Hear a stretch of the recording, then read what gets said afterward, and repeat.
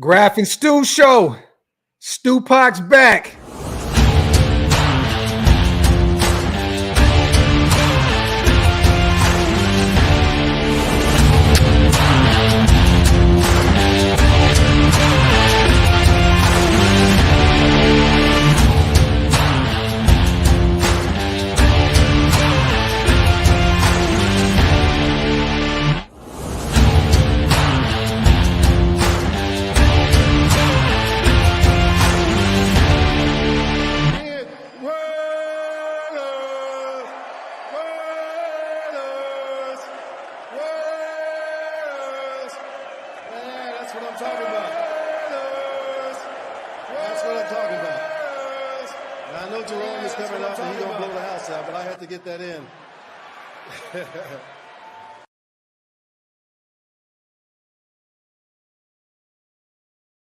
Yo, salute to everybody already here in the building, man. Y'all know what time it is. Welcome. We are back, the Graphk and Stu show.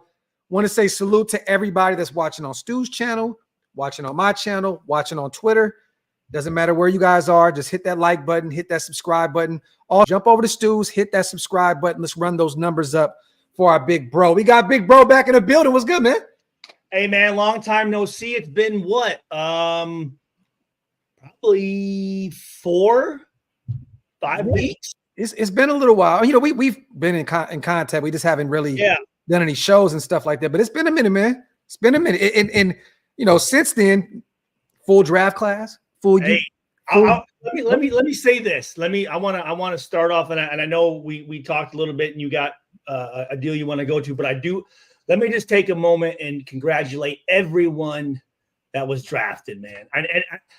I want to say this too. I enjoyed the draft much better than years previous because they actually made it about the guys that drafted, right? They had a couple, guests that came on and, some Marines and different things that did some draft picks, but I thought they actually gave the athletes their due respect. And I just want to say congratulations to every one of those guys that got drafted, free agents, whatever it is. It's a great time in their young lives, man. And it was fun to watch. And I'm telling you, man, I'm excited.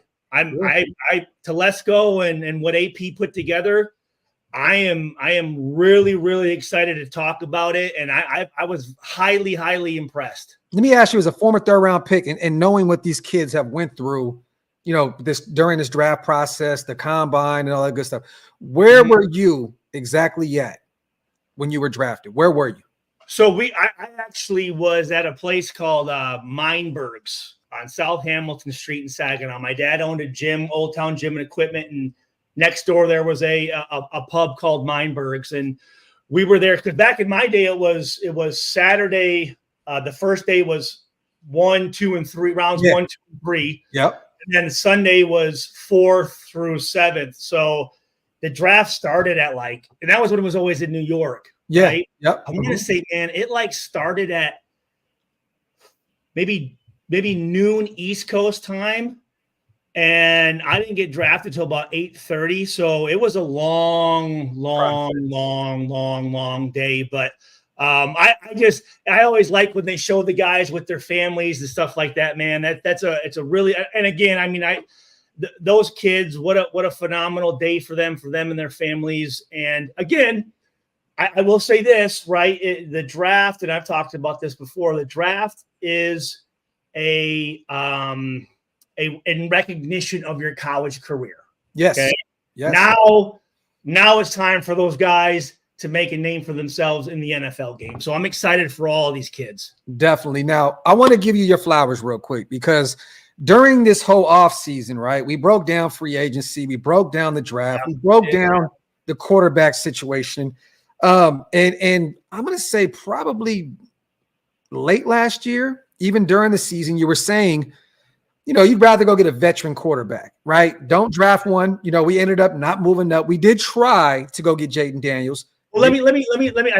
You're right. Let me just rephrase it. I didn't say not draft the guy, but let's not get one of those first round guys. Yes. No. That's exactly what I mean in a sense. But you were okay with, like, in free agency going to get a Russell Wilson, going to get a Kirk Cousins, one of those bigger name free agent guys, right?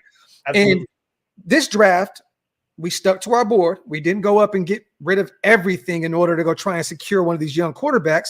We're running with Gardner Minshew, free agent guy that we brought in. And I think the reason why we brought him in so early still was because of this situation, if it transpired the way it did, right? We missed out on every one of those top guys. At 13, they were all off the board, right? So you have it. I think realistically, the only one I saw was probably Penix, and then Atlanta did what they did, and that was it. Well, by that time, Drake May was off the board in New England. Jaden was off the board to the Commanders. Caleb gone to the Chicago Bears. And then right before us, J.J. McCarthy to Minnesota, Bo Nix to Denver. All the names were pretty much gone, right? Which I'm okay with. I really am. I'm okay with. Because as Raider fans, we're not used to this whole concept of best player available. Yeah. And what Tom Telesco did at 13 was take a two-time national champion, a two-time best tight end at the collegiate level, Brock Bowers. I want to ask you, how do you feel about the move at 13, going best player available and taking the likes of a Brock Bowers after taking a Michael Mayer the year previously? So I'll be honest with you. It was a surprise to me. I mean, I know we had. I don't know if we ever even spoke of his name. I don't know. Never. I know in any of the stuff we talked about, right? I mean, I don't know if you guys on your own with you. We did, but we always said he was off the board by then. And one thing I said a few times was, if a luxury pick fell in our laps, I would take a Brock Bowers. I said that a few times, but I never thought it would happen. I thought he'd be gone to the Jets or even earlier to like the Titans or potentially the Chargers. I didn't think that bro, this is a top 3 talent in this draft. I didn't think he'd be available. Well, I'm going to tell you this. When I needed to do some research on the kid, right? And I mean, when I did research on the kid, I mean, I don't know if you can have a better college career ever. I mean, out of anybody, right? No. I mean, led Georgia in receptions all 3 years.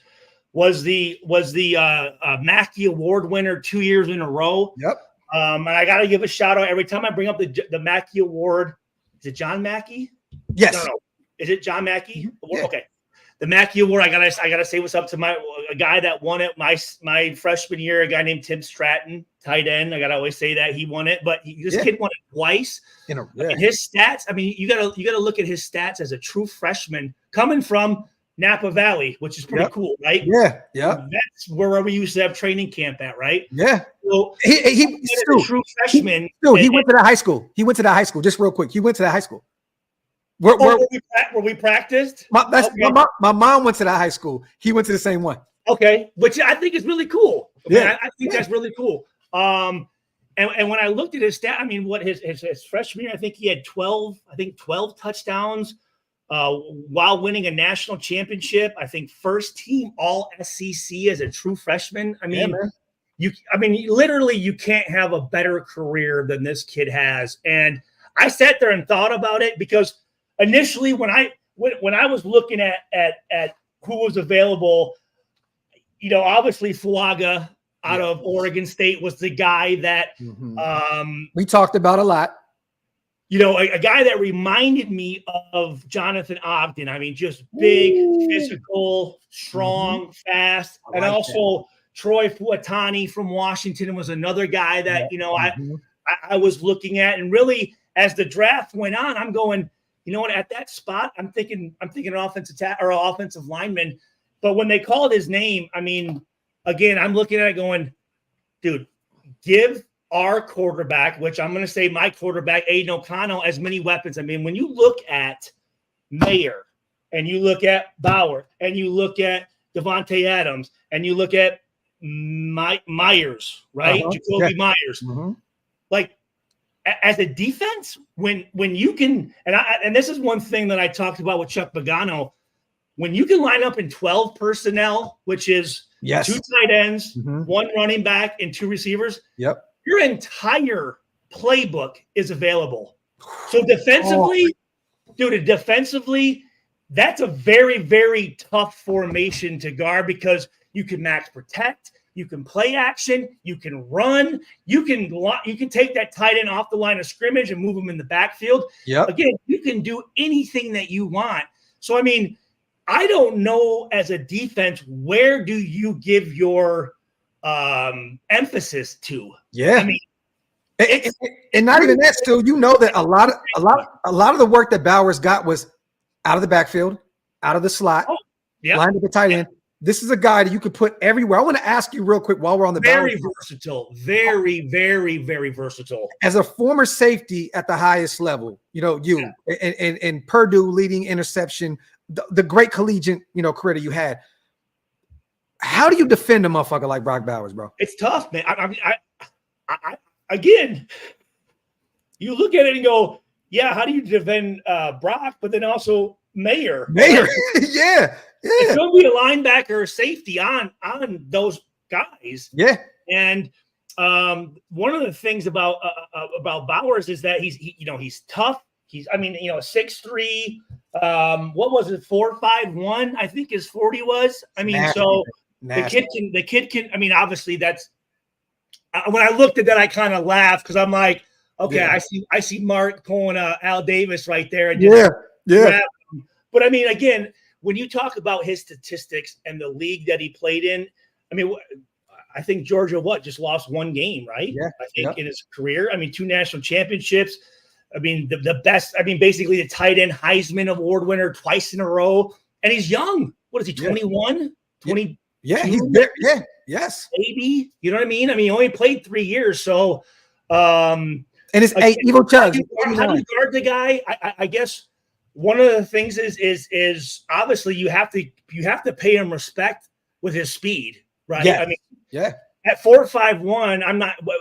Was that the fastest tight end or? You know what? I do not think it is. And salute to East Coast Gridiron in the chat. I know he probably knows that. East Coast, let me know who had the fastest 40 at the tight end position. I don't think it was Brock Bowers. I think it was a top 3, but I don't think he was number 1.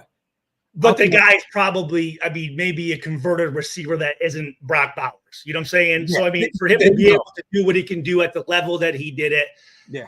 Again, it caught me off guard. It really did. Like, I'm going, tight end. I'm thinking, well, what the hell? And then when I thought about it, I was like, well, hell yeah. Let's go. Give AOC or Minshew, obviously AOC in my mind, give him as many weapons as you can. Yeah. Shit.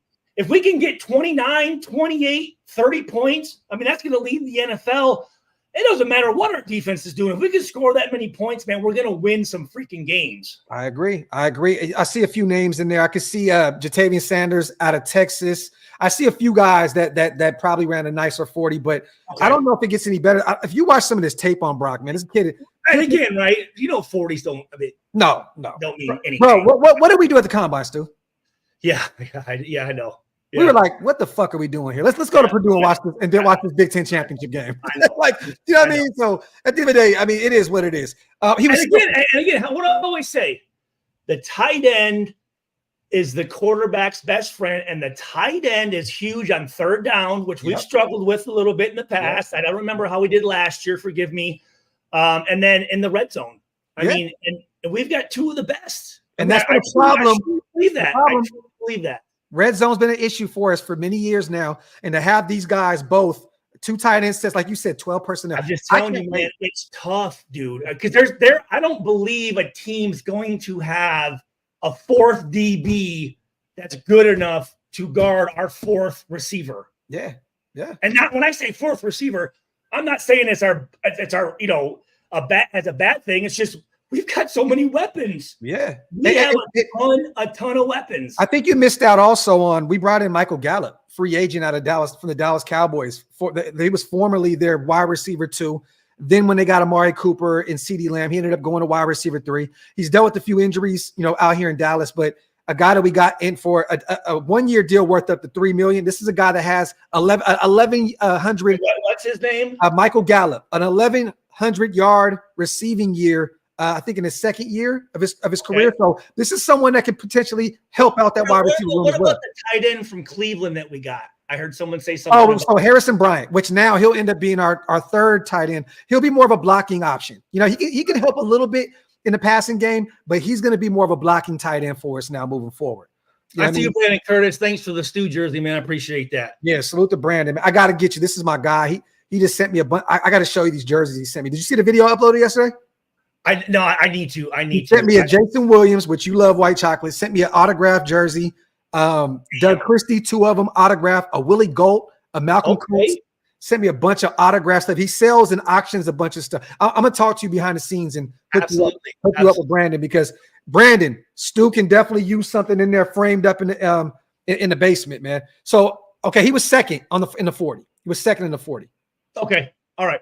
So that's what it looks like in the chat. So salute to everybody here in the building. Also, man, appreciate you guys. Wipe them feet, hit them thumbs up. If you guys are not subscribed, forgive me. Wait, hold on. Forgive me. I said 451. I'm wrong. 447. Holy shit. 447. And please check my stats, guys. But I wrote down 447. So wow. Salute to David Zahn, man. He just hit him. Right. That's what I wrote down. Okay. Well, real quick, Stu, let me holler at Zahn real fast, man. I appreciate you, brother. A 50-piece OLV Raiders Network memberships. Salute to all the new members in the building because of our brother David Zahn. I appreciate you, brother. Thank you so much for what you do for us over here at OLV, and we just appreciate you so much, man. Stu is definitely cooking right now with grease. 89, real quick, 89 Chugs. He is number 89. He's not 19. He's 89. Chugs, get the number 89 jersey. He took Amari Cooper's number now, so there you have it. Go ahead, brother. So, yeah, I just wanted to, freshman year, 15 games, 56 receptions, 882 yards, 13 touchdowns. Second year, 15 games, 63 receptions, 942 yards, 7 touchdowns. I'm sure everybody knows these stats, but I just want to make sure to give him his flowers. Yeah. Last year, 10 games, so he must have suffered. Did he suffer an injury or I don't think that Brock missed anything last year. He played in 10 games, it said? That's what it says. And no, I don't think he missed. 714 yards and 6 touchdowns. His dad played. So I didn't know if his dad played basketball or he did deal with an injury last year. He definitely did. Okay. Yeah. Okay. Yeah. He says his dad was a center at Utah State. I didn't know if that was a football center or a basketball center, and his mom was a softball player at Utah State. So yeah, I always like to look at the parents, and it's always kind of fun sometimes to see how these athletes are just, forgive my term for it, but breeding just better athletes. You know what I mean? Yeah. So, but I you know what? Like I said, it caught me off guard. But again, I love the kid. I listened to his interview when they flew him in. I mean, he's a guy that can. I'm telling you, he is a kid that is going to do whatever it takes, whatever we ask of him. He's going to do it, and I guarantee you, I know this. He is going to give us 100%.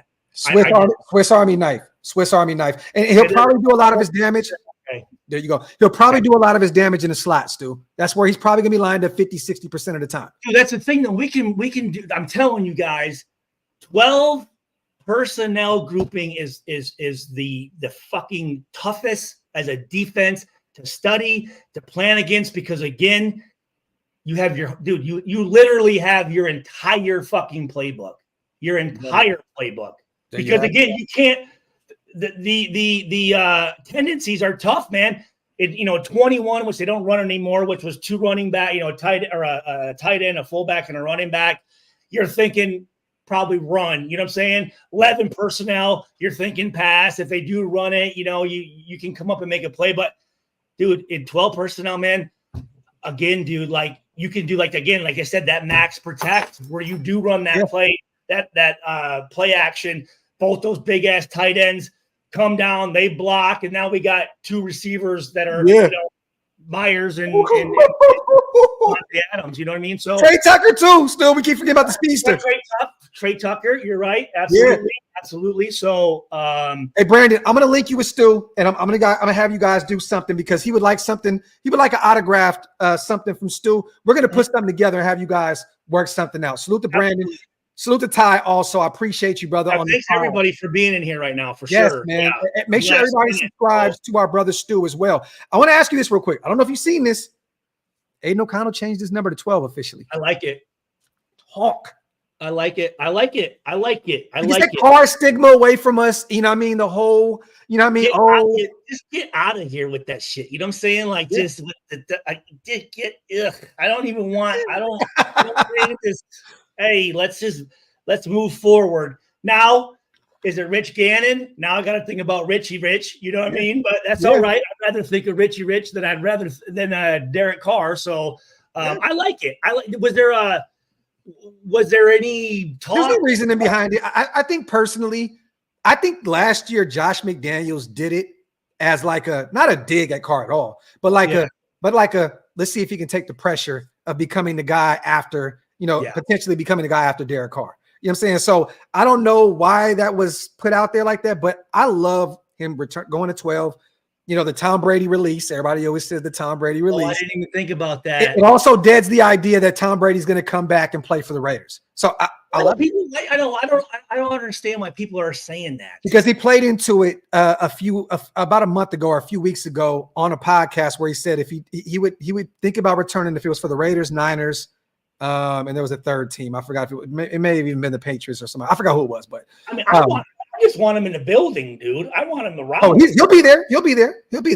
So why is it that he can't? What is the situation with he can't? They're working on. So basically, what it was, and salute to Ty once again. I appreciate you, and salute to Spivey as well. What happened was Mark was trying to give him a jug, like give him a deal of all deals, and the NFL was like, "You can't do that." You know what I'm saying? So there's a certain percentage that Tom is trying to buy into within the organization. I thought it was you couldn't do it if you were an active player. I didn't realize if you were not active, what does it matter? Well, I mean, technically he's retired. You know what I mean? So yeah, so it doesn't really matter. But they did ask him. He did say something along the lines of, "I don't know if I could be a part owner or a minority owner and be the quarterback of the team as well." So I don't really know what the rule is behind that. I'm gonna be real with you. I don't know, but I would assume you can't be a part owner and be an active player. Well, no, I mean, I thought isn't Mahomes or Royals? He owns some of the Royals. Oh, okay. Yeah, so they found a way to make that happen. Tom.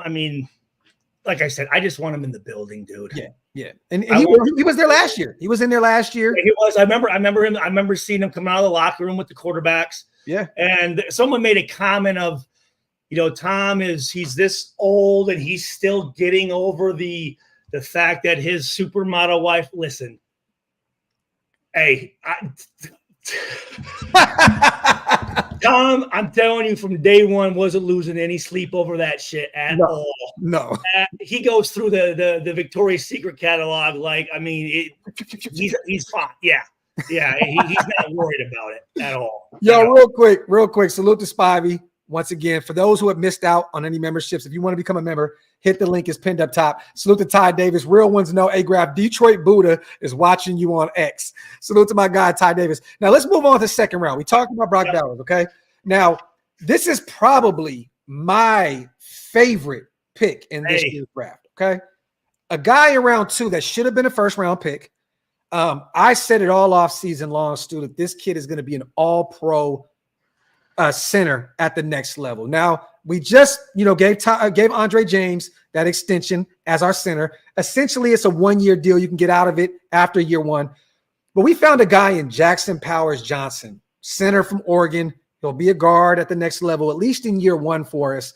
How do you feel? Have you done any homework yet on Jack? Yeah. This is a guy that is a dog. He fits the actual Raider. 2 guys back-to-back, Raider molds. How do you feel about Jackson Powers Johnson being in the building? So I do want to give a shout out to my buddy Angelo Reyes, a close friend of mine, a guy that's been on Captain Jack's channel, former boxing promoter and trainer.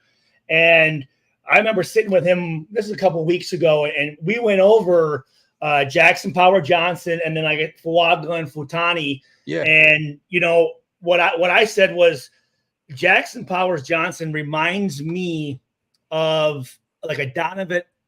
I always get it's Dominic Raiola from the Detroit Lions. Okay. Just a guy that you better know where the hell he's at because he will come and he will finish you. And again, you're a Notre Dame guy.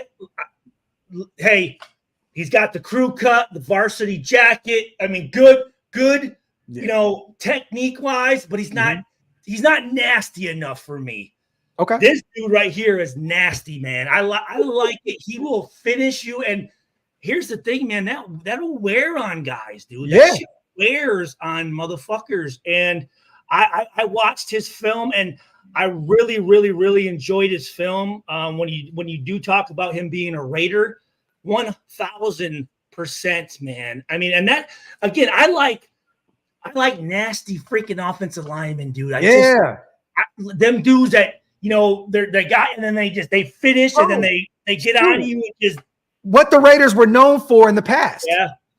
The Jim Ottos of the world, like the Art Shells of the world, that feisty, nasty. Finish your ass. Yes. Finish your ass, dude. And they're looking to try to take somebody's head off. And I remember Rob Ryan, would always say whenever we played Detroit, do not stand by the pile, dude, because Raiola will come and he will clean you up.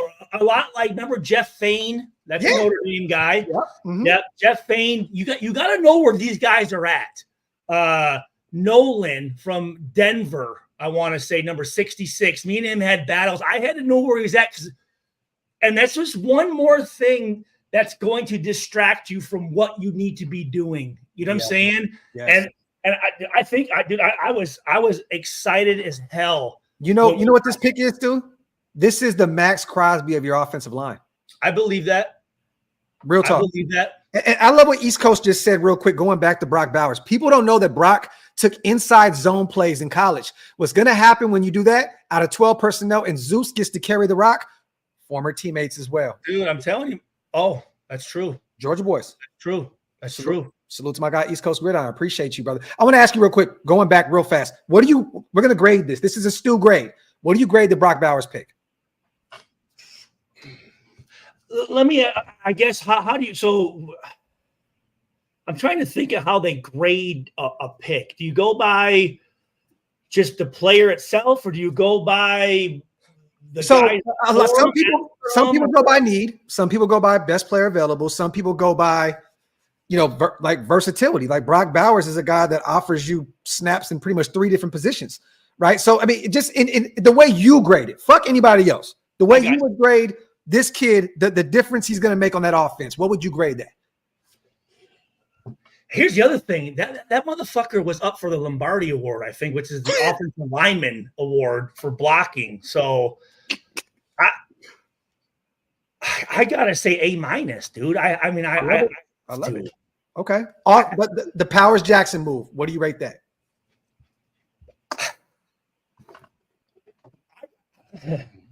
I'm going to say, dude, I got to say an A on him, bro. I love it. I do. I do that. As much as I like the Brock Bowers pick, like I told you, there was 3 linemen I wanted on our team. It was either Fuaga, Fuatani, or Jackson Powers Johnson. Yeah. And this is my favorite pick. That's my favorite pick in the draft, for sure. I'm just telling you, man, that dude, he's, they compare him to Incognito and stuff. I think he's more athletic. Yes. He's a bad motherfucker, man. He's a bad, tough motherfucker. And he wants to be here. He wants to be here. Like, absolutely. Did you see what he said to AP when he got the call? He said, I'm gonna make sure to kick some ass. Or no, what some ass for you, coach. You know what I'm saying? Like that's what you want to hear. Like both guys in the 1st and 2nd round, pure Raiders. Salute to GA. Graphk and Stu Pack. Sorry I'm late. Talk that shit, Stu. Salute to GA. Also salute to Spivey. JPJ is a complete monster. He will dominate. Reminds me of how Jack Tatum played safety. Okay. I like that. That's what, dude, we had talked about. One thing with AP was getting the Raiders back to what the Raiders are supposed to be, right? Yeah. Mm-hmm. And I'm not even talking about winning games. I'm not talking about the win-loss record. I'm just talking about when you turn on the game and whether win or loss, that team, whoever we played, is going to feel the shit. And when they're watching film that week, getting ready to play us, they're going to be like, yeah.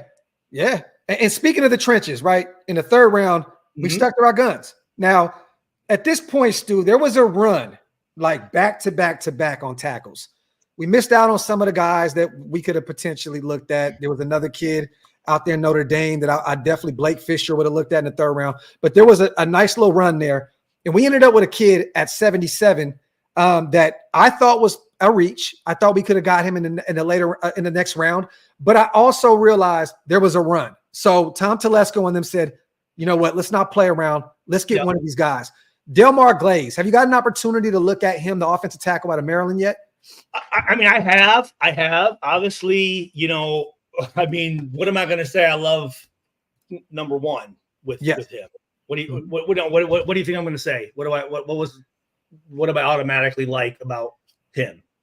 Is it that he provides a little bit of he can move up and down the line? No. Nasty? School? Wise? Okay. So Big Ten Conference. Oh shit! Yes, yeah. I had a brain. You got to think for a second. Like Maryland's in the Big Ten. Yeah. No, that was all I was thinking. I'm like, what? Yeah. Okay, I like that. So no, I mean, I watched him. He reminds me a lot of a guy that I played with, a guy named Kelly Butler, offensive tackle. Again, I think he's athletic. I think he's big. I think he's got a huge upside. Obviously, he's, you know, I watched his film. I mean, I'm looking at right now, you know, a 5'2", 140. So, you know, the guy is athletic, a 25-inch vertical jump. Yeah. He did what I really like. He did 225 almost 30 times, which is strong. Good. Mm-hmm. Which a lot of times offensive they're so long. They don't get a whole lot of reps. Now you see the D linemen and those guys and DNs, they're doing 30 times, you know, 40 times. But for offensive linemen to get 30, man, that's for as tall and as long as he is. He's good, man. I mean, I was very, very happy again with. And if you look here, really, I mean, that's 3 offensive linemen. Yeah. In our first 2 picks. Yeah. You know what I'm saying? Bro, like you literally just you attacked your biggest weakness, which was the O-line. Back to back to back. And that's why it was a head scratcher to me. I gave this a C+, but the plus is because it fits in. On Delmar? Yeah. I would probably say that. I don't know enough about. I mean, I don't know enough about him, and I love what East Coast just said. Evaluate. I mean, I know. And to be real with you, just because East Coast says, Stu, appreciate your insight. You and Graphk, let me know if you need any all 22 ever. I got you. So maybe, you know, but I don't want to do that. East Coast. What I want to do is have a show with me, you and Stu, and we're going to talk about these DBs. One of them is next, and the 7th round guy. So East Coast, hold on to your hat, brother. Definitely don't want to break any offensive line. I got a guy for that. That's Big Mike Raider, and that is Andy. 2 guys that love the offensive line. Yeah. I would love to get you guys on a show together and break that down.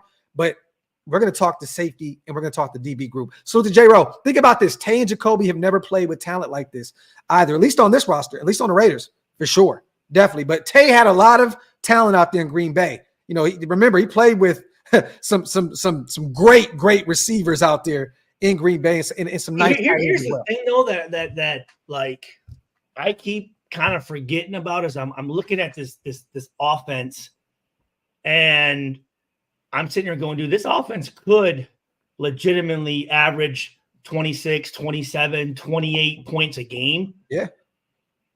But our defense is a dope ass fucking defense too. Yeah. Yeah. You know what I'm saying? Like, so. Yeah. I told people this. I said, I believe that this is going to be a very good time to be a Raiders fan. I think it's coming around, dude. I really, I mean, I know you can feel it, and I know. Oh, yeah, we do. I know people in the chat. It's a different type of feeling coming in to this season, especially what we did last year. Yeah, building off of that. And I think the biggest thing is that I feel we have some consistency with the coach and a GM. I really do. Yeah. I really do. Yeah. And I feel that also, I don't know how you feel about this. This is a question I want to ask you.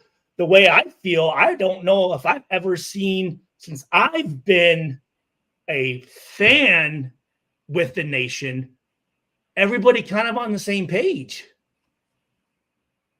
You know what I'm saying?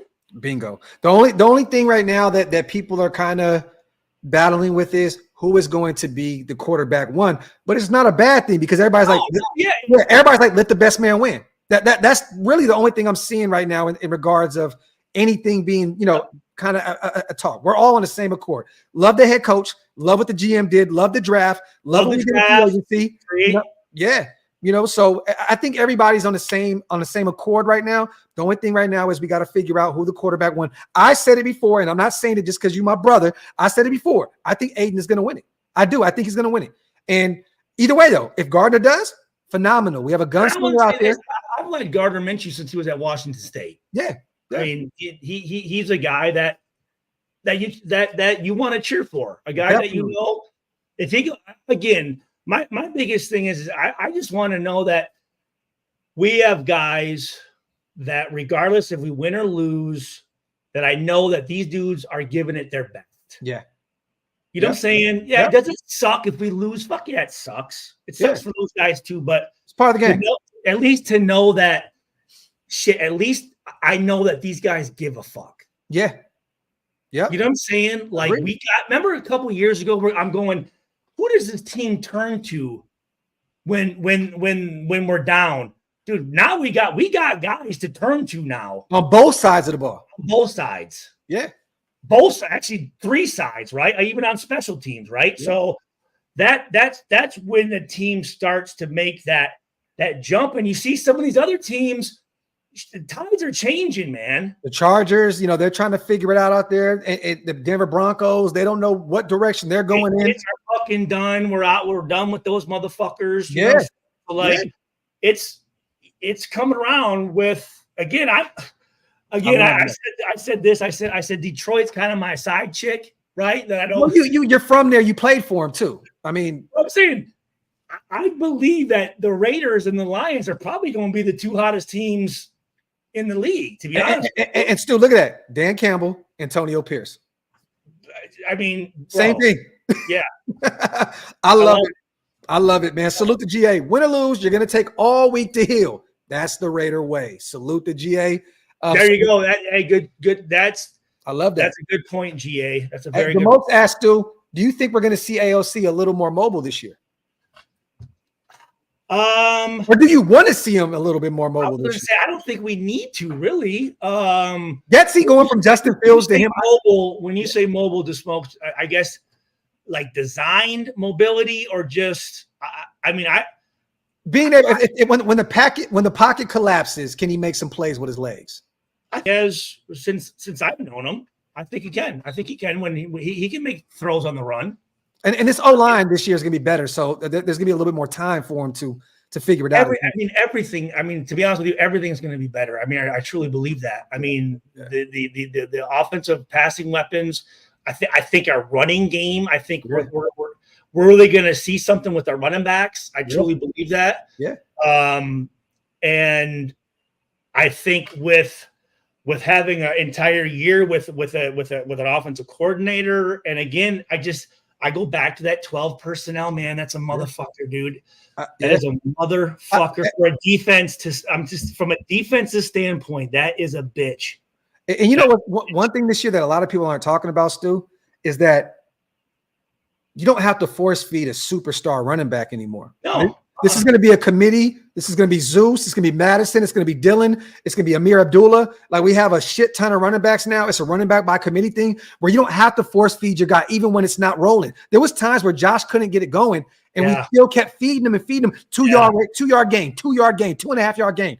And it's like, dude, like, let's get away from that. But he's a star running back, so you try to get him involved. That's kind of, you're in that I don't know if conundrum's the right term, but where it's like, It is. I gotta feed him, but we don't need to feed him because he ain't doing it right now. But I need to see if we can get it going. So it's almost better to not have that one dude that you have to premiere. Yeah. Rather than let these guys go in, do their work, and if one guy it's just not clicking for one guy, let one of the other guys get in there and pick up the slack for him. Facts. Salute to Spivey. Can I get a Stupac? Salute to my guy Spivey, man, in the building. Salute to Hub. Thank you, Spivey. The My Father's also in the building, man. We say it feels different every 3 to 4 years due to new coaching, laugh out loud. But the depth in players, coaches, and even attendance at voluntaries make me hopeful. This is facts. I don't know if you've seen the turnout, Stu, out there at voluntary workouts, but all of them, Gardner Minshew, Aiden, Devontae, Max, all of them are out there working out. It's just insane. The energy is different around this team completely all across the board. I'm going to tell you this, that fact right there alone means a lot, dude. Yeah, facts. That those guys are there. They're bought in. They're buying in, right? Yeah. And you got the big dogs. I remember when I was in Detroit, and I remember Calvin Johnson went to every he was at every workout, won every sprint, was in every lift.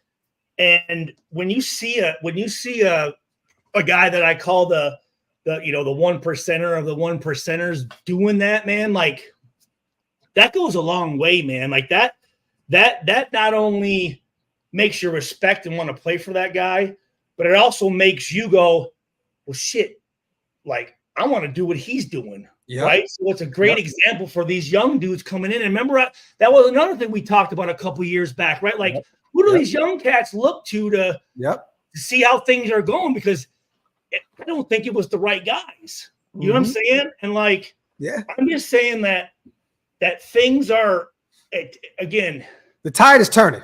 It takes a little bit, right? Yeah. I mean, we got the stadium, we got the place for the free agents. Yeah. Now we're getting the coaches. Now we're getting the players. Now we're getting the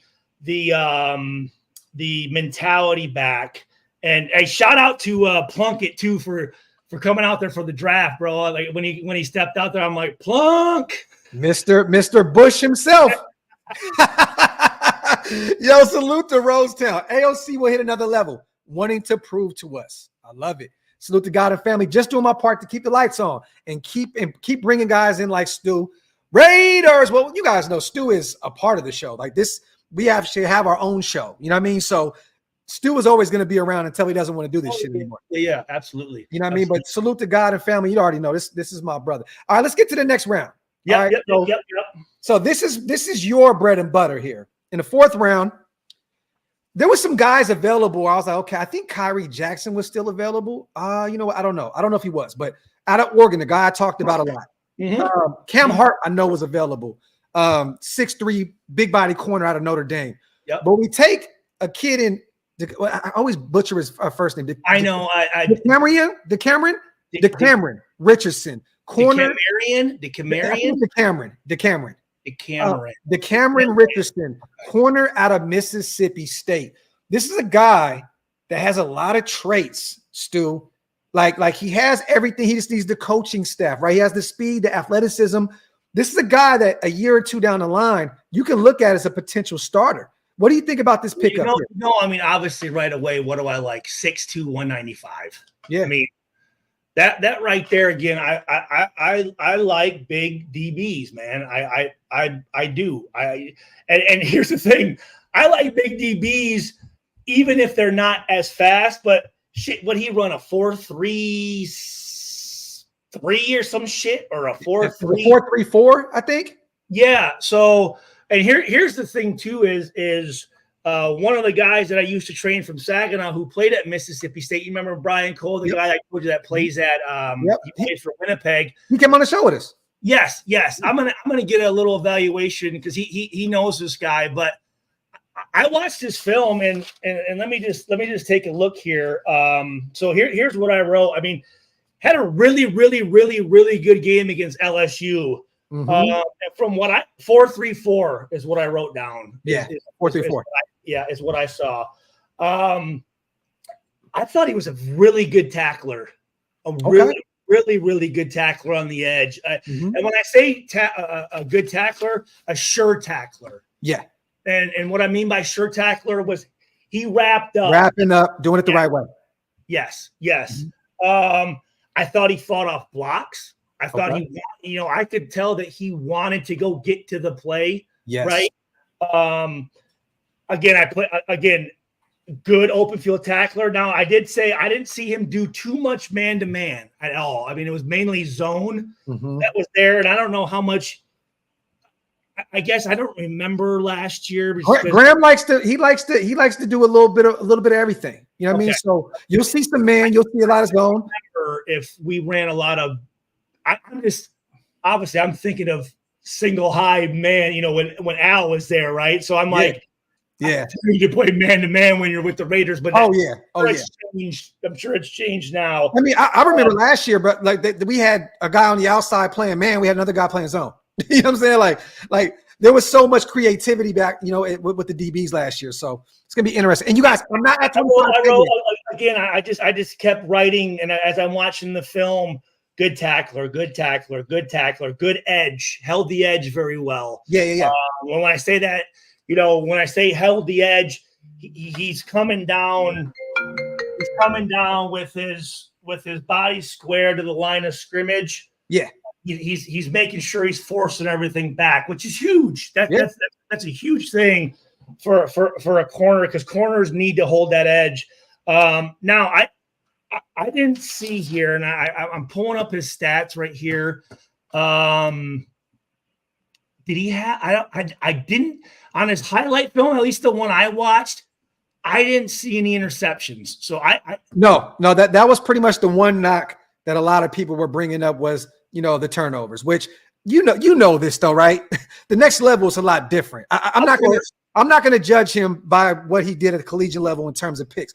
Everything you said right now, short tackler. The speed, like he has everything that it takes to get it done at the next level. All you need is a guy like Patrick Graham to mold him and have him become that guy, and he can end up being a turnover machine. I mean, how many DBs do you know that didn't get it done at the collegiate level, come into the NFL, get the right coaching around them? Like I told you, there's no. I mean, your college career is really no indication. I mean, besides again the Charles Woodsons and the Randy Mosses and the Warren Sapps, and it's. No problem, Mark. It's all right, man. Hey, thanks for those indie tickets, man. My nephew says thanks again. But just because of what you do in college, there really is no indication. I mean, fuck. I had 17 when I was in college, and I got to the Raiders, and I got stuck in the middle, and I couldn't really get any. You know what I'm saying? So there's no reason that you can have a few in college, and I mean, really, he does remind me of, and I know I shouldn't probably make this comparison. Oh, okay, it's gonna be juicy right here. Let me hear. Shouldn't make this comparison. I don't know if it's fair to the Cameron, but there was a little Namdi with the speed and size. Okay, there was. Okay. It was with some of the on the edge. You know what I'm saying? So I mean, I was very happy with what I saw. I love it. And AJ said he also scored the highest athletically, even above Mitchell. Okay. So there's IQ, there's some football IQ there, and that's something that we can turn around. You guys, I'm 40 subs away from 25,000. I know a lot of people keep saying, congrats. We're 40 away from 25. Stu, can you imagine? Remember a few years ago we started doing this? I think Charlie Gardner, 25, baby. Let's go. Yeah, I know, right? But remember, we were like 6,000, 5,000. And I think then I was about 1,000. Now I'm about 1,200. Stop it. I see your numbers going up too. Salute me to AJ. Salute to Spivey as well. Graphk and Stupak going to break 25K. Salute to Spivey. Oh, yeah, let's do it today. Absolutely. Well, yeah, we need 40. Thank you, everybody, for in here, too. This is man. This is great. And Stu is on his shit right now. Salute to Big Bro. Salute to J. David Davis on becoming a member. Yeah, no, because I actually, this was a couple nights ago. It was about 4 a.m, and I'm like, let me break some of this stuff down because I know me and you are going to have a show, and I want to at least have a little. You know what's funny? That's why I was calling you when you were busy with the family, because I already knew. I was like, I want to hit up bro ahead of time. Yeah, and already have you with your notes, because I know you turn into a madman when you start writing down shit. It's phenomenal. You know what I mean? So I'm gonna ask you, what do you rank this? What do you rank this pick? What grade do you give it? I'm gonna give him. I'm gonna give him. I'm gonna say a B. I'm going to give him a B. I get it. I would give him a B plus or even an A minus if maybe there were some interceptions, but you know what? Maybe they weren't throwing to his side. I don't know, but I'll tell you what I love. And to be honest with you, I mean, so far with the 4 guys we've talked about, their physicalness. Yeah. Like, dude, I love it. I love it, man. I love it too, man. These guys have a Raiders mentality. Now, you know what? Can they go out there and can they be terrible? Yeah. But I mean, from what I saw, I like the type of mentality and the type of style of football that we are bringing in. Yeah, I love it. I agree with you. And you know what's funny? You say the Raider mode and the kind of guys, right? We go into round 5, and this is a guy that you probably were very familiar because I talked about him a lot. Yep. You know, like this is one of my favorite picks in this draft, in this class. Robert Spillane is a guy that has 1 year left on his deal. He looked really good for us last year, a guy that everybody just kind of considered a thumper coming in free agency, and he ended up kind of turning the corner in coverage as well, right? Divine Diablo, a guy that has been a tackling machine for us, but, you know, still leaves a lot to be desired in coverage. And this is his last year on his rookie deal too. We go out and bring in a guy, bruh, that a lot of his pro comps are Robert Spillane. Ohio State linebacker, Tommy Eichenberg. How do you feel about this pickup right here? Again, you know, obviously Big Ten, right? I'm excited about that. Yep. I'm going to say that guys coming from Ohio State, as far as linebackers go, when I think back to when I used to play 20 years ago, they've got a pretty good tradition of linebackers in the NFL. Guys that have put together some, I mean, AJ Hawk, Ben Lieber, you know, not Ben Lieber, AJ Hawk, and I should know more than that, but there are other Ohio State guys that I can't think of off the top of my head, but they do have some pretty good guys. And here's the thing that I like about them is again, it sound like a broken record, but he's a Raider guy, man. Yeah. I mean, just one of those hard-nosed guys that's going to come to work. Yeah, he's going to fucking put it. He's going to know what he's doing. He's a football player. He's a What did Hondo say? What did Hondo say, Stu? He's a dude. He's a dude, and he's from Cleveland, in Ohio, blue collar city. Traditionally, you know, Ohio football is very, very good. You know, I'm looking at his times here. You know, 6'2" and 3. So I mean, he's 6'2" and 3/8. So the chat is helping you real quick. 33. The chat is helping you. Bobby Carpenter, Chris Spielman. It's a lot of names here. So there you go. There we go. Thank you, Chris Spielman. That's a great one. That's a really good one. Vertical jump 32.5 inches. You know, a 9'8" broad jump, and the dude did 225 25 times. So yeah, he reminds me of a guy that I played with, a guy named Nico Kudavides, who played, I think, 11 years in the NFL. Just a tough heart. He's just a football player. Yeah, you know what I'm saying? And you've heard me say this all the time.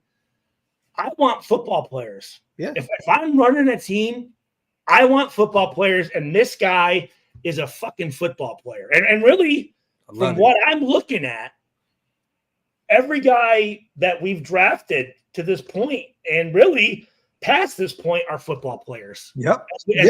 As we keep talking. I mean, I don't want to sit here and act like a, you know, just because I'm, you know, Raiders and this is the best or whatever, because, you know, I'll be critical. And I watched these guys, man. I really did. And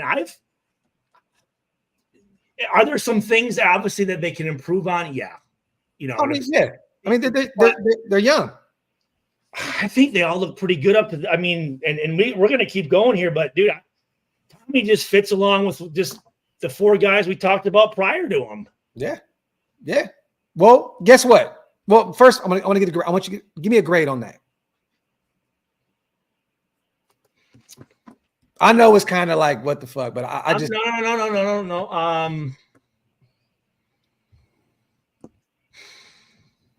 Shit, he won the Buckus Award 2-time. Yeah. All Big Ten. Yeah. I'm going to give him a B, man. I'm going to give him a B. Round, I think a B fits exactly what it is. I mean, at this point, right? You missed out on Edgerrin Cooper out of Texas A&M.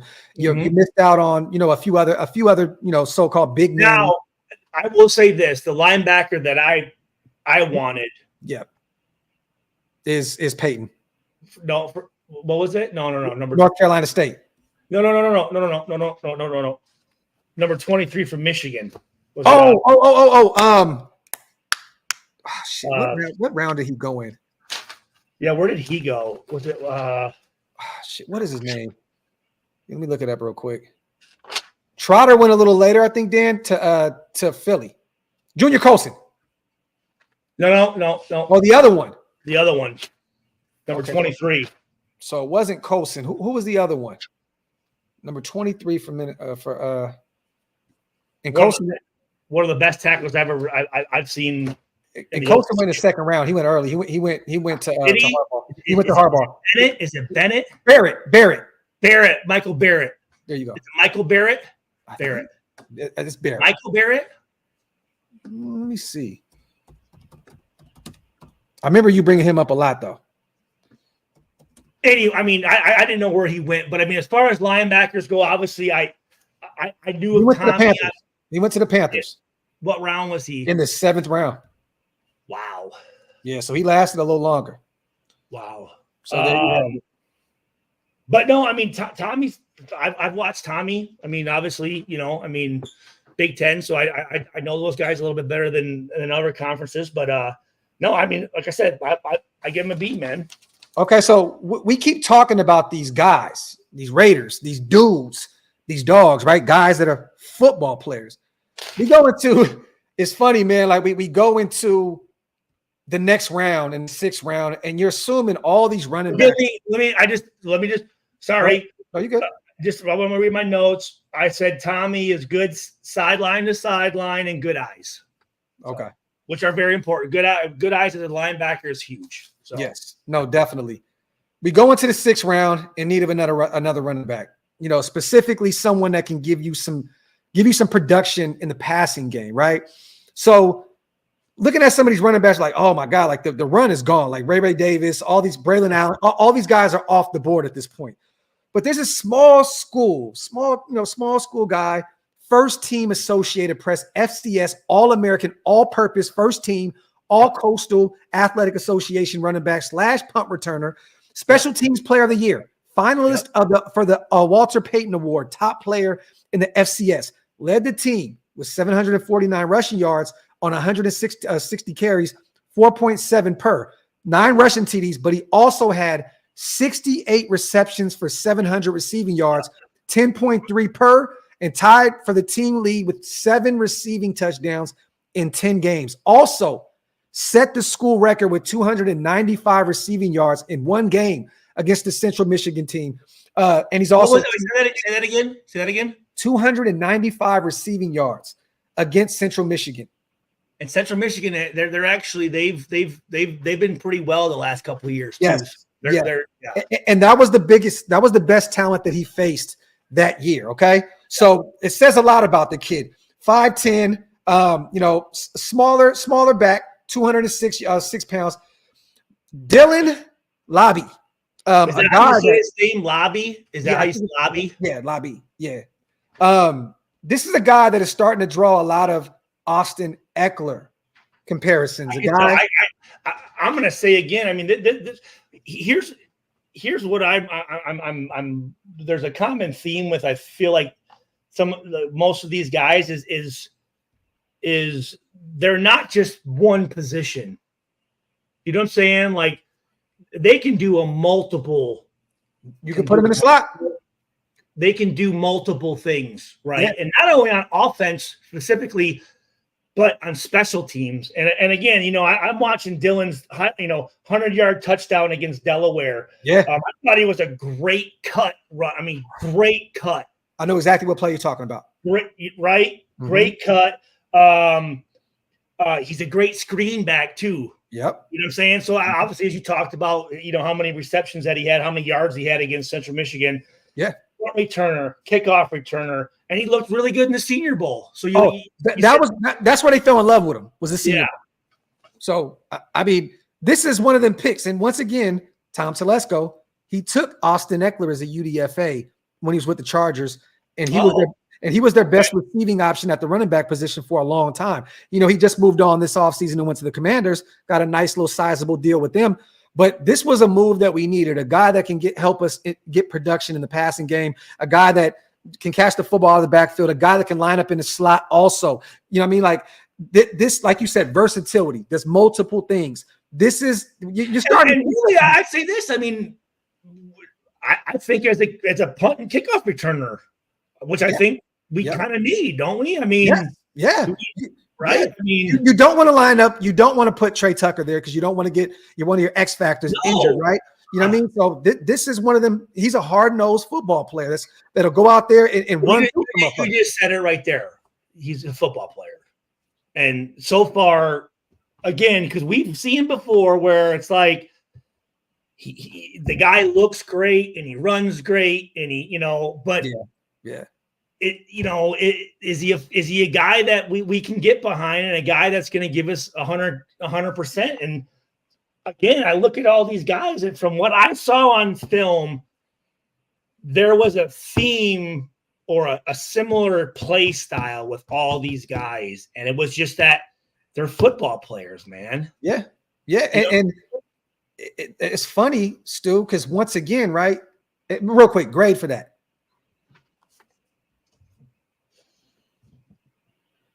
That was the 5th round? 6th. I'm going to say for a 6th round pick. I mean, from what I saw, I got to say B+. I love it. I think that's actually B+, A- range. Yeah. I agree because the value is there. Shit, dude. And he's strong. And again, that vision and his cutting ability. Yeah. And the fact that he's a punt returner and kickoff returner as well. Yep. I love it. I love it. This kid, I'm telling you, coming from FBS, right? Or no, what is it? Is it FBS? FBS. Yeah. Dude, you know how fucking hard this guy is gonna fucking play. Oh yeah. I'm telling you, this dude. Oh yeah. Dude, he is so hype right now. Yeah. Yeah. You know what I'm saying? Like he is gonna, like I said, he will do anything, anything these coaches ask him to do, and that's what you want as a teammate, man. And I think the reason why the Raiders brought back Amir Abdullah on a 1-year deal, which at this point he was our third. I like Amir a lot. I do too. He was at Nebraska. I do too. But Dylan isn't going to have to be forced to be on the field in year one like that. Amir has 1 year left. He's the third down back. He can give you some production out of the backfield. What I saw about Amir, good team guy, man. Yeah. You know what I'm saying? Didn't ditch. It wasn't like he wanted the ball more. When he was out there, I thought he played really, really hard. Definitely. Salute to Marcos, man. Can't ask for a better Friday with Graphk and Stu. Salute to you, my brother. Appreciate you, man. All right, so speaking of football players, I'm going to ask you this, Stu, as a former DB. Have you ever seen a Jim Thorpe Award winner make it to the 7th round? Did Tracy Taylor win the Jim Thorpe Award? Ray Taylor is the Jim Thorpe Award winner out of Air Force, and we got him at 223 in round 7. Think about this.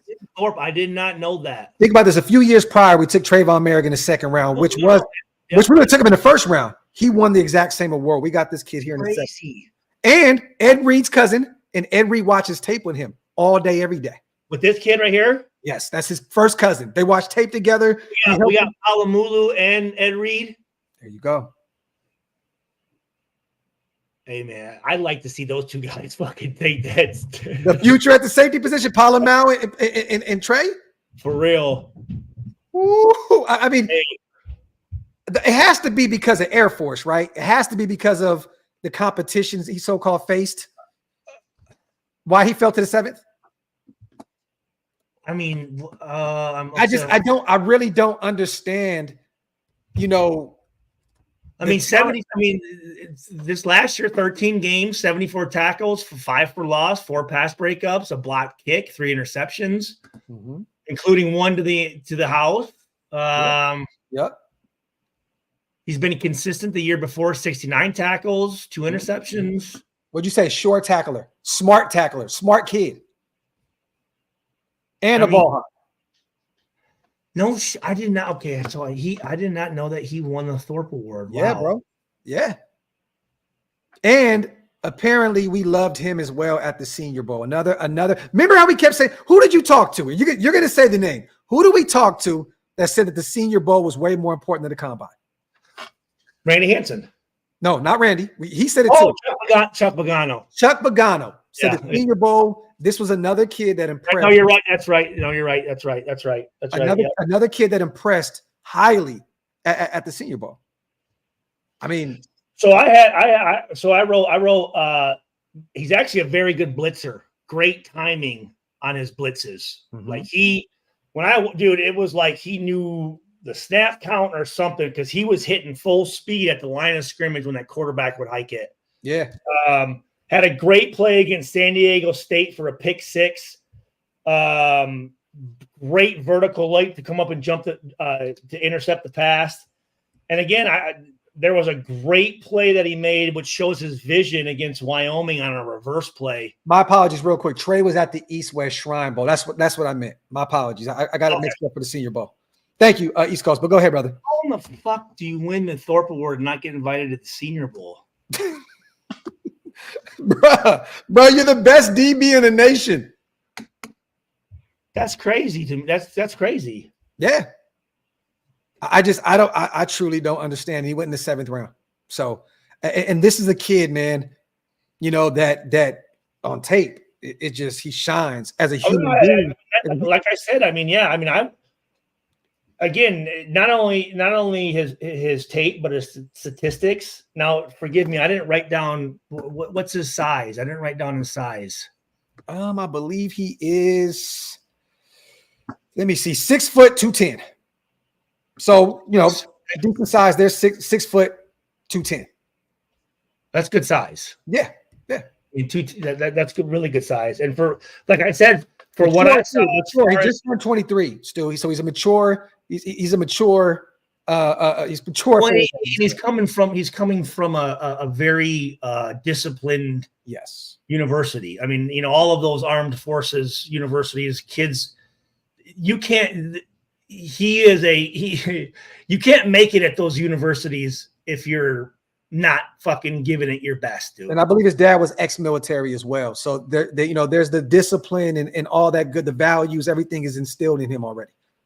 So that's also what I thought too was the care. I mean, I will say this though. He got invited, Stu. He got invited and decided to go to the East-West Shrine Bowl. Okay. So East Coast did have an interview with him, and he said that he was invited, but it was his preference to go elsewhere. So okay, there you go. My bad. I didn't mean to cut you off, big bro.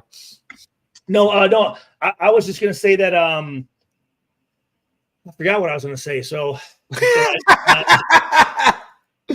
I love it, Brave. I love it, Brave. One of those. I'm good for one of those. Oh yeah, I love what Brave asked right now. Did you play with Ron Stone? I did. Yes, I did. He got his son right as a UDFA. No, I did not know that. Yeah. Yep. I remember his son. Yep.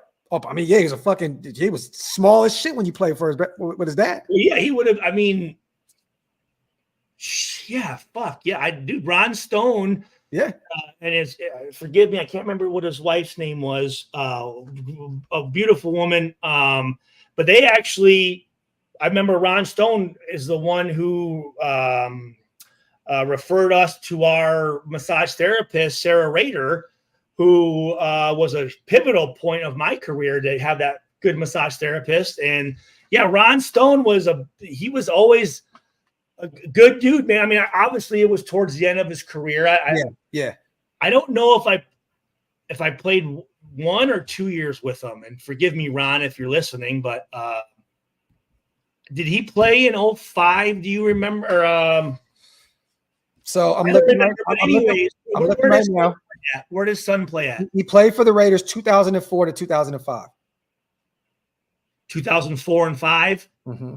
Okay, so I played 2 seasons with him then. Yes, and he drafted. He went to the Cowboys, went to the Giants, went to the Niners, and he stuck. Great dude, man. I mean, really good teammate. Like I said, his wife was amazing. His great family man, great dad. So we just picked him up this year.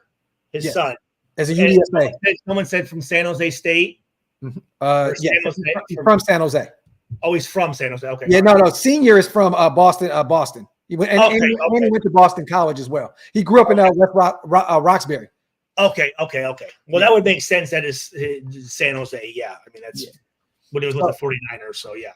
What do you grade that right now as a former DB getting an award winner like that in the 7th round? How do you rate that, man? I mean, I will say, knowing that he won the Thorpe Award, that's impressive. Yeah. I mean, that's very, very, very, very impressive. Yeah. And to be able to get him in, you said the 7th, right? Yep. Yeah. I'm just wondering why. What the fuck? It has to be. There's no crazy injury history. Just didn't Air Force. I guess it's just the Air Force situation. Yeah. So I mean that has to be an A, man. I got to give that an A. Let me say this: if you win the Jim Thorpe Award, which I was a semifinalist 3 years in a row, didn't win it. You're a bad motherfucker. And I watched his film, and he's a guy that again a broken record. Yeah, a Raider. I do. Football player, man. He's a fucking football player, dude. Yeah. So we had 2 7th-round picks, dude. And MJ, yep. MJ Devonshire. This is another guy that I like a lot, man. 5'11", 186. Dude, I enjoyed watching his film, dude. I really did. A 4.45, right? Second team All ACC last year. Led the team with 4 picks. He's a ball hawk. He returned 1 to the crib. 10 pass breakups. Played in all 12 games. 9 starts. 32 tackles. How do you feel about this pickup right here, man? Here's what I have a couple words. I have punt returner. Just to remind myself, but the main one is I just put playmaker. I thought he was a playmaker, dude. That's the only way you can pretty much sum that up. Playmaker. Yeah. I thought he was. I was. Again, I'm like thinking later on, and I'm keeping an open mind with the film, and I was impressed. I mean, yeah. I thought he was a guy that, again, to me, it jumped out that this guy makes plays. He's one of those dudes that just, you know what I'm saying? Like, you don't know how he does it, but he just does it. You know? Yeah. And I know this, when he gets a ball in his hand, man. Yeah. Off to the races. Motherfucker's trying to score, dude. Yeah. I mean, I love this pickup. I think he's still a little raw. He's a raw prospect, and usually 7th rounders are, right? But this is a guy that you can develop, and he could potentially be a depth piece a year or 2 down the line, and potentially develop to be one of your starting guys. You know what I mean? So he was. I think a lot of people had him really ranked around the 4th, 5th round. So for him to fall to the 7th was still a good thing for us. I think MJ Devonshire is going to be one of them ones for us, bro. And I want to ask you, with all this young talent to be brought in, do you think that we should still look at a veteran presence, a corner in free agency? See, that's what I was going to ask you is we still need another corner. We do. I mean, or let me say this. We could use another corner. Who is going to be? Let me say who is going to be that other corner. There's Xavion Howard. I'm not saying we necessarily need another one, because he might be in this in the room right now. Yeah, no, definitely. Who is that guy? Xavion Howard, former Dolphin, played his whole career there, played under Patrick Graham in Miami. Okay. I think he was a 3-time All-Pro, or he's been an All-Pro player, Pro Bowl guy. Dealt with an injury last year. Miami moved on from him, right, in free agency to free up some money. He didn't want to take a pay cut. So that's a guy we can look at. 30 years old, coming off an injury, is a little scary. But Stephon Gilmore is still out there, former Dallas Cowboy, and Adoree Jackson, former Giant that played under Patrick Graham as well. But he's also dealt with his share of injuries also. So there's a few names out there. You know what I mean? But I digress. Let me get to the wait. Hold on, wait. Don't even think about free agency. Think in-house right now. Okay. So Ja'Cory Bennett, year 2, Maryland product. Dealt with his bumps and bruises last year. Kind of took out the lineup, was kind of rotated in and out, but didn't really get it. What number was he? Ja'Cory. What number is Ja'Cory, you guys, in the chat? I'm having a brain fart right now. Shit. What number is he? 30. I'm trying to think right now. We got him out of Maryland last season. A guy that has a lot of speed. 0. Okay. Yep. Okay. Yep. So Ja'Cory, we have Brandon Faison coming back, another veteran guy, big body guy that was on an IR last year. That's coming back. He has one more year left on his deal. Played pretty good for the Colts the year previously, and he played pretty well for us before he went to the Colts. So this is a guy that returned back to the Raiders last year, but you didn't see him because he was on an IR. And then, we lost Amik.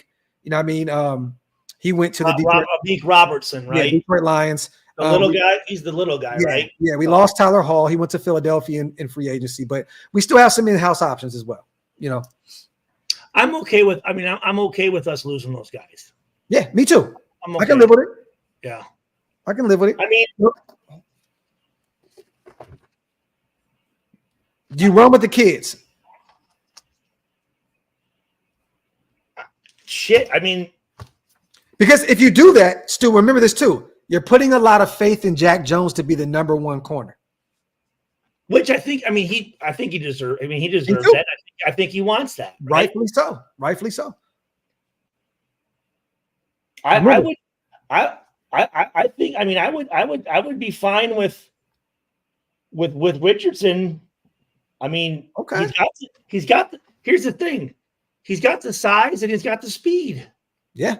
And obviously he's coming from a good conference. Yeah. And he's tough and physical. Just needs the coaching now. And can tackle, right? Yeah. Like if a guy had a bunch of interceptions, playing against shitty quarterbacks, but he wasn't that physical, that would scare me more than a guy who, from what I saw, again, technician-wise, and again, I'm watching him play against LSU, which is a pretty good quarterback and a pretty good bunch of receivers that he was playing against. Yeah. And I liked the way that he was playing. So, I don't see a reason why he couldn't be that guy. Okay. So keep it in-house. Let's just run with what we got. Well, remember, we have about $16 million in cap right now. Then post-June, that Jimmy G money comes off, that's $20+ million again. We'll have roughly 35, somewhere in that $35 to $40 million range. So we have a little bit of money to play with. But also, you can be smart and hold on to some of that money because you know how it happens in mid-season. Some people, it ain't working, so on and so forth. The trade deadline comes up, and there's going to be a shit ton of talent post-June. There's going to be cuts. So you can hold on to this money and say there may be better talent available a month from now.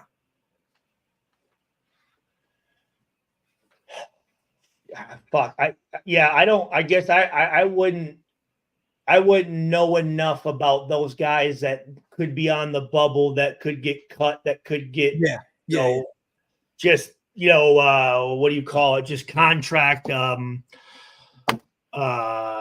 know what you're saying. You know what I'm saying? Like, yeah. No, I get it. They're a bad player. It's just that. Yeah.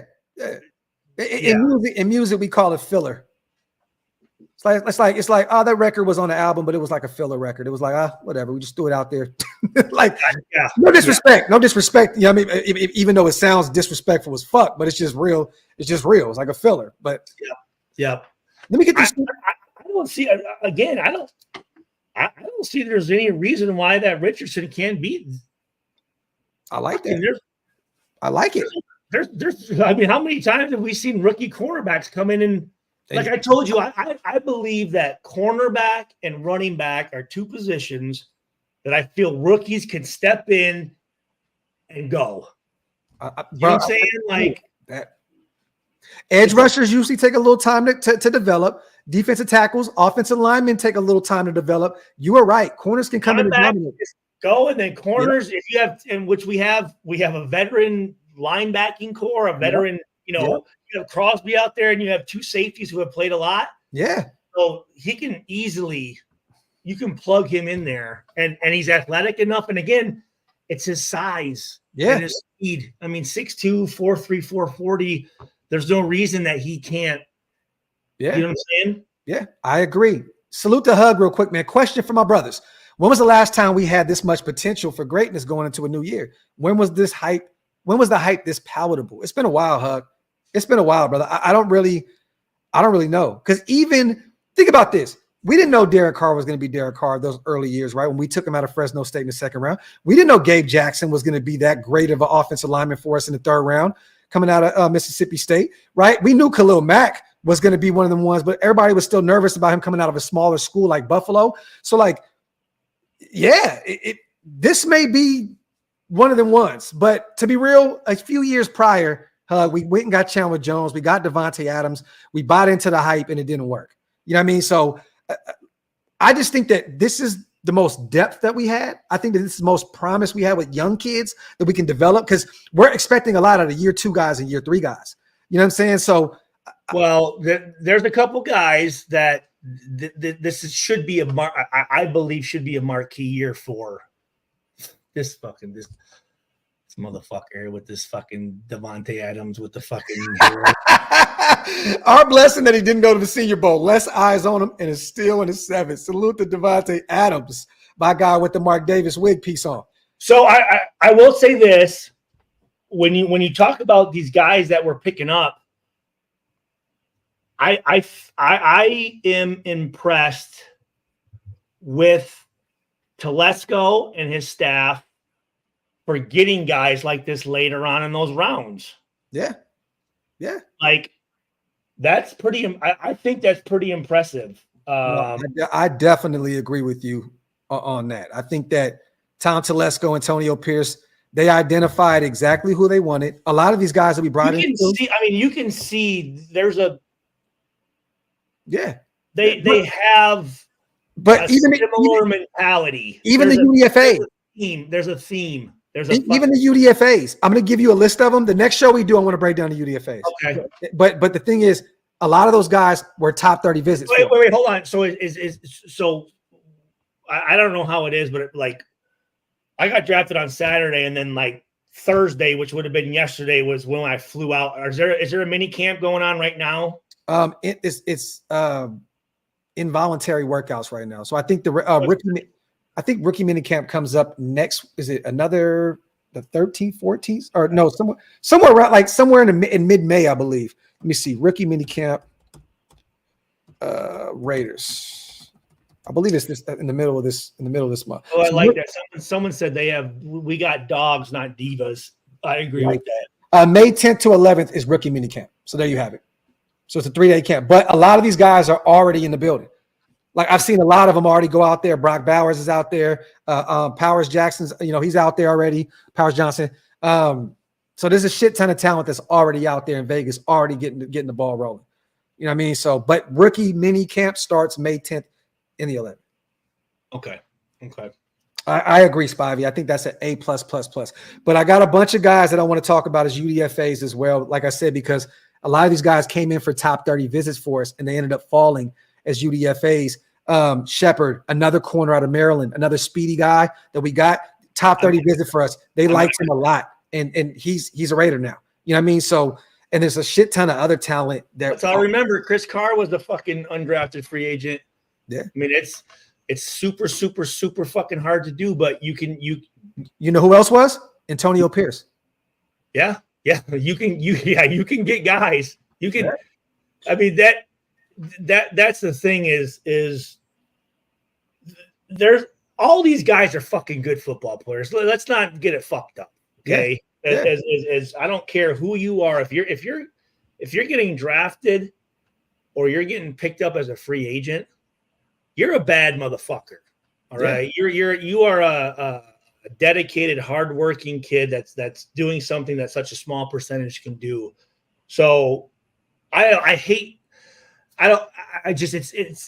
sometimes you look at, I mean, obviously it's all relative, right? So you have to compare guys to other guys. So some guys, but again, I want to be very clear that I think all of these, I mean, again, that combine, dude, I mean, the difference between the fastest in a position and the slowest in a position was like this dude. Like these guys are all studs, man. They're fucking They're all fucking. They look like goddamn He-Man.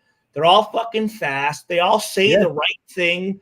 They're all. I mean, like it's not really. You don't see that guy coming in that's pissing dirty at the combine and he's pulling his hamstring as he's trying to run 5-10-5 shuttle. Like these kids are all fucking dude. They're studs, man. They're all really, really, really, really good athletes. Let's put it that way. Now, are they good football players? We'll see. But they're all. I mean, they all passed the eye fucking test. I know that. Salute to Primos. May 9th, NFL releases the schedule. This is facts. Salute to Space Beast. Spillane was undrafted also. Facts. That's what I thought. Real quick, Stu, before we get out of here, I got to go pick up the boys. Let everybody know, man, where I know people are already used to, but let them know where they can follow you at, what you got going on right now. Stuart Schweiger, 3030, I think it is, isn't it? My Facebook is I think just Stuart Schweiger. Stuart Schweiger. Yeah, I'm wearing the Violent J. Paint. That's me. That's my actual one. And my Instagram is Stuart Schweiger 30. So there you have it, man. Like I said, I again sound like a broken record. There will be a day when I do get more consistent with this, but I want to say this, man. I'm super excited. I'm happy. Like I said, we haven't talked. We haven't done a show in a while. Mm-hmm. But I am going to say that I really do feel good about what I saw. Yeah. Really. We've talked. The last, how many drafts have we done now? It's our third. Yep. Thing, right? Mm-hmm. Yep. Third draft. Usually, I'm going to let you know that, like, what the fuck? You know what I'm saying? Like, and we've had a lot of what the fuck moments over here. Still, we have. And I like all the guys we got, man. I really do. I really, truly do. And again, the reason I like them is because, again, they're football players. Yeah. And you can tell that there is a theme that Telesco and AP are going for. Yeah, definitely. Definitely. I agree with you. Dan, we're going to push that show back. I'm doing family night with my kids. We're going to watch movies and my wife. We're going to do that tonight, but we're going to push the Bro Schmo show out. One thing we don't want to do is suffocate, YouTube. Like we did one earlier. Me and Stu got to catch up. We're going to leave that. We'll probably try and get one in tomorrow, Dan. So stay tuned for that. My brother, man, as always, Stu, just want to tell you, man, love you, bro. I'm going to send you the list of the 17 UDFAs that we have. All right. Yeah, I'll take a look. And then we'll do some homework. But you know what? I'll split them in half. You do the DBs, stuff like that. I'll pick some of the offensive linemen and the and we'll kind of just split them up and cover them like that. Because it's a lot. Tommy wasn't playing, bro. He went and said that's his bread and butter. I'm going to get a bunch of UDFAs, guys that are hungry, that are going to be fighting for a roster spot. And that's the best way to go. Competition, man. Competition, dude. Competition. Yep. There you have it, man. Salute to everybody that rock with us today. Once again, I think we're still about 40 subscribers away from 25K. Hopefully we can somehow, some way get there today. If not, we'll be there soon. I will put together a special 25K show together, but we'll be there soon, man. But once again, you guys, love y'all. Appreciate y'all. On the way out, hit that subscribe button on both channels. Also, hit that thumbs up, wipe them feet, man, and all that good stuff. OakLosVegas.com. Go get some drip. PlanetRaiders.com. Go check out the written articles. Salute. We are outro. One.